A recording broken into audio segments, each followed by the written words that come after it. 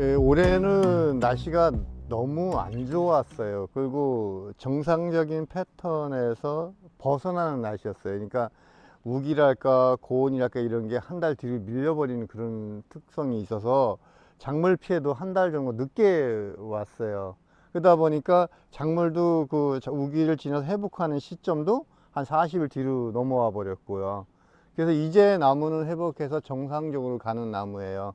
한 2달 전에만 해도 나무가 상당히 안 좋았거든요. 뭐 반점석은병도 있지, 세력도 죽지, 착과도 안 되지, 초세도 약하지. 8월 중순서부터 이제 나빠지기 시작했는데 지금은 이제 다 정상으로 와서 정상 궤도를 가요. 그러나 이제 경영적인 측면에서는 끝나야 될 게 11월 30일 날 끝나니까 끝난 날짜가 얼마서 수익성에는 도움은 안 되지만 그래도 회복은 된다는 거죠. 그러나 먼저 화면에서 봤지만 8월 달, 9월 달에 나무가 반점소년병 초세 약했던 것이 이렇게 회복할 수 있다는 거.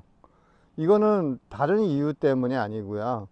이 배지하고 물 관리 때문에 어떤 가능한 문제였거든요. 옛날에 이제 관행적으로는 슬라브 배지를 썼을 때는 그걸 못 넘어갔어요. 회복을 못 했어요. 그냥 피해본 대로 그냥 마무리하는 단계였는데 이 배지를 쓰고 나서부터는 그 장마를 현명하게 넘어가는, 그리고 회복을 또 해서 다시 원상으로 이렇게 가는 시기가 있었어요.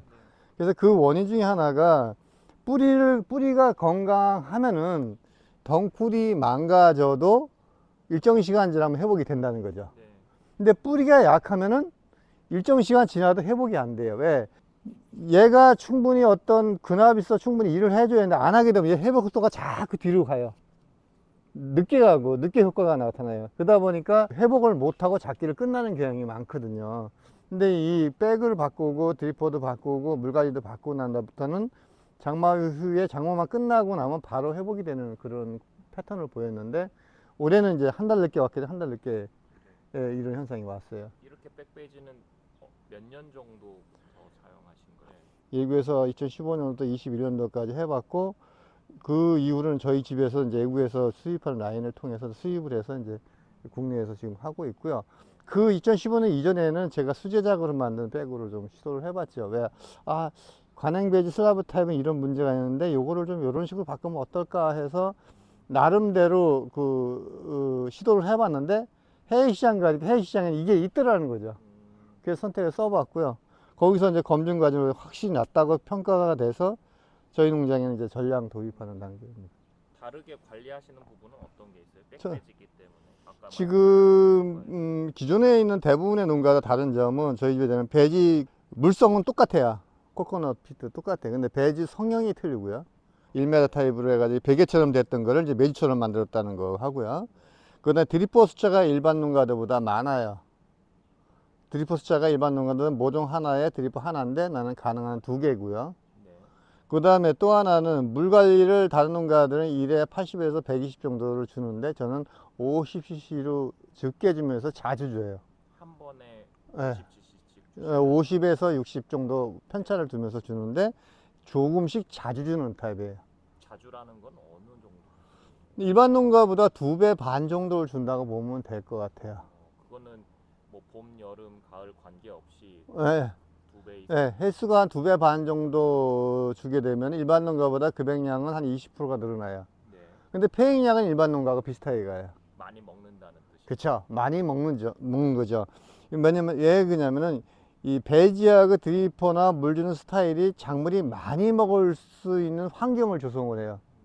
예를 들어 이제 이 배지 높이가 높아버리면 낮은 거하고 높은 거하고 통과 시간과 2배 걸려요. 네. 뿌리에 점유하는 물의 시간이 2배 걸리기 때문에 흡수력이 좋아지고요. 그래서 비료를 흡수 못하고 폐이고 나는 양을 줄일 수가 있고요.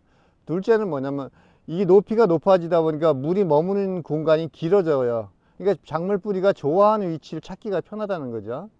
그리고 또 하나는 이 배지가 성에 좁은 지역에 모아놓으면서 드리퍼 또한 많은 양이 투입되다 보니까 드리퍼와 장력으로 인해서 물이 전체적으로 교환이 돼요.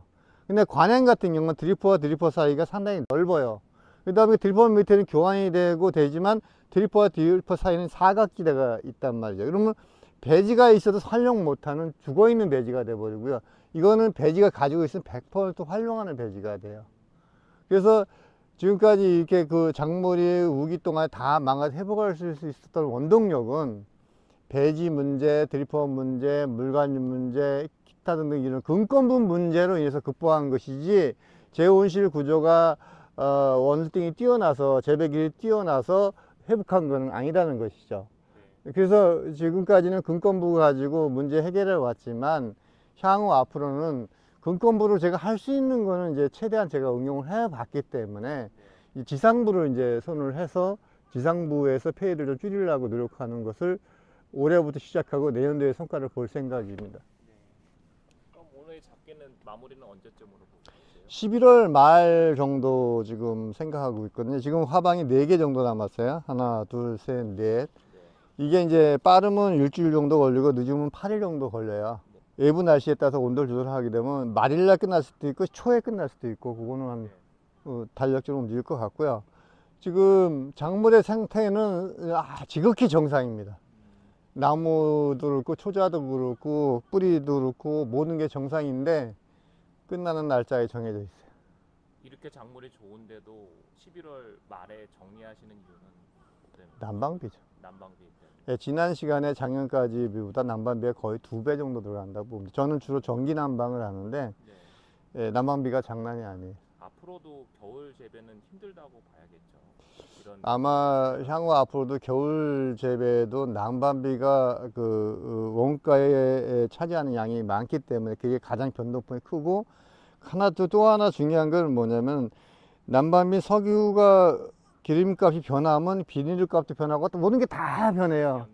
그러다 보니까 기름값만 변하는 게 아니라 전체가 변하기 때문에 매입 비용이 올라가다 보니 굉장히 안 좋아요. 그래서 팜스태프랑 얘기하는 것이, 지금 고민하고 계산하려는 것이, 그러면 내가 산 거를 효율적으로 가성비 있게 쓸 수 있는 방법을 찾자는 거거든요. 전략하자는 게 아니라 가성비 있게 써서 효율을 극대화시켜서 전체 비용을 줄여보자는 그런 얘기다. 1년 난방비 같은 경우도 보온력을 증대시킨다든지, 아니면 채광성을 좋게 한다든지, 관리 효율이나 좋게 한다든지, 이런 식으로 해서 주간 생산량을 늘려도 난방비 절감한 거고요. 그 다음에 주간 사용량 줄여도 비용 절감한 거고, 그 다음에 작물이 건강히 커서 품질이 좋아져도 전략한 거거든요. 그런 쪽에서, 가성비 쪽에서 봐야지, 전략이라는 그 자체를 본다 그러면 한계가 있을 것 같아요.